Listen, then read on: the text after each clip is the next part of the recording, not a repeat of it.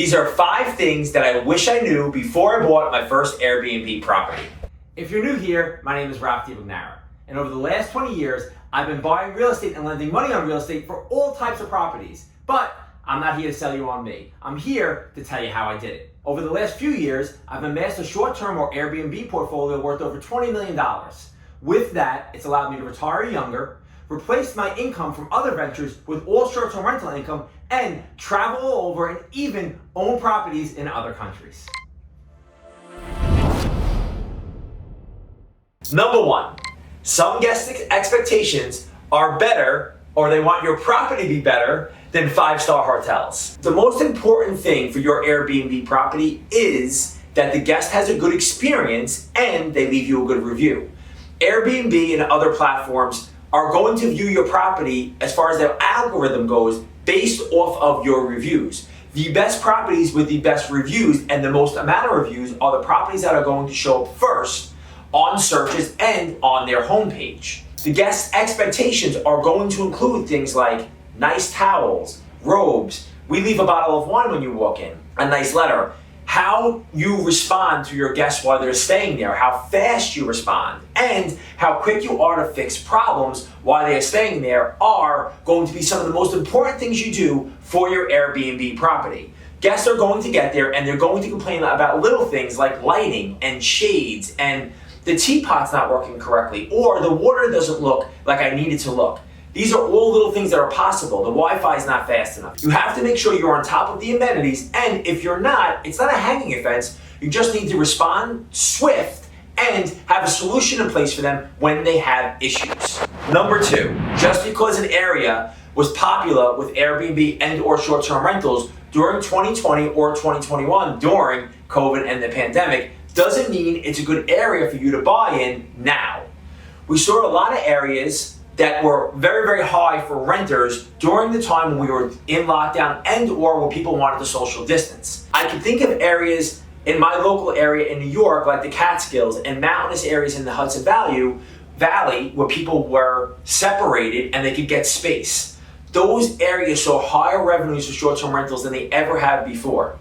The smart owners took the income they had earned plus the increased value of their properties based on a hot real estate market and sold. A lot of the new people who are buying into those areas are seeing that the history of those properties and or the history of the area for short-term rentals isn't increasing like it had over the last 2 years. It's going back to what the norms were before 2020. If you're looking at areas that were possibly popular over the last 2 years and never before then, you need to go back and look at the historical history of the area on sites like AirDNA or just Airbnb in general and see what it's booked for in the past. You could have a huge decrease in income if you don't do that. And I've had that happen to me in areas that were short-term rental areas that had spikes in 2020 and 2021 and now are having large reductions. That could totally make that property not a good investment, so it's important that you know it. Number 3, separate your house from the rest with amenities.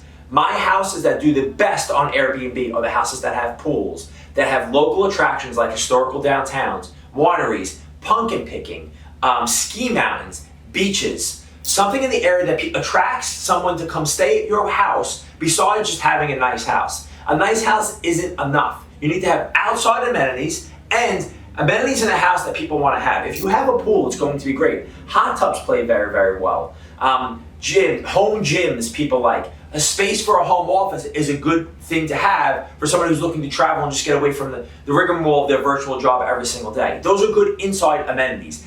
Outside amenities, you need to have something else in the area that's drawing people into the area besides just your home.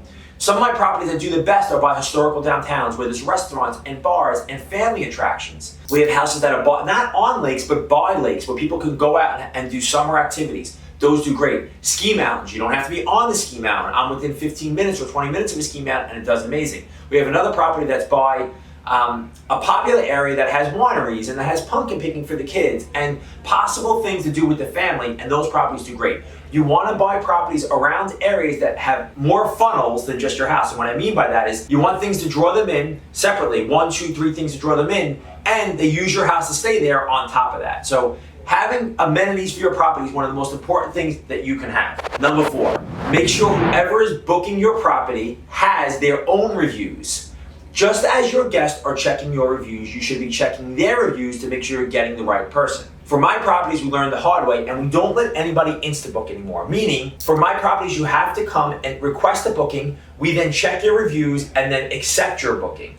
We don't just let anybody, somebody who has no reviews will never be able to book one of my properties. I want to see that somebody has a track history or track record when they get there, so they're not getting to the property and either damaging it and or getting to the property and not caring what kind of review I'm going to give them, so they don't care what happens with the property. And at that point, they can start complaining, they can start asking for discounts, start threatening you with a bad review when they have no reviews at risk. Your reviews on these platforms, whether it's Airbnb, VRBO, or other platforms, are your currency.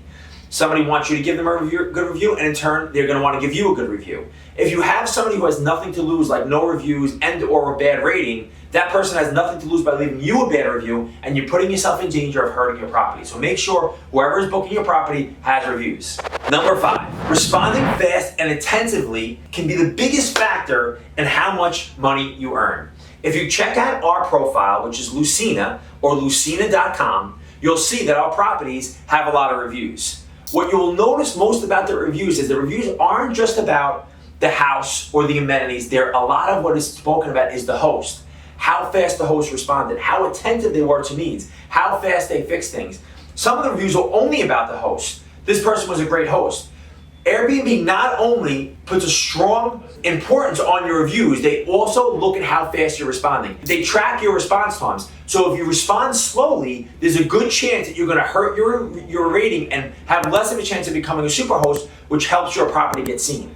How fast you respond and how you respond is very, very important. If somebody has a problem with our property, even if I think it's ridiculous when they send me a list of things, all I say is, sorry to hear that, we're going to check it out immediately, or we're going to have somebody check it out immediately. When you respond that way, a lot of times the problems solve themselves. They try to figure it out. If they think you're in a combative situation with you, they're going to make it worse as a guest. You want to be attentive, responsive, and compassionate about what their issues are, and that's going to help your reviews.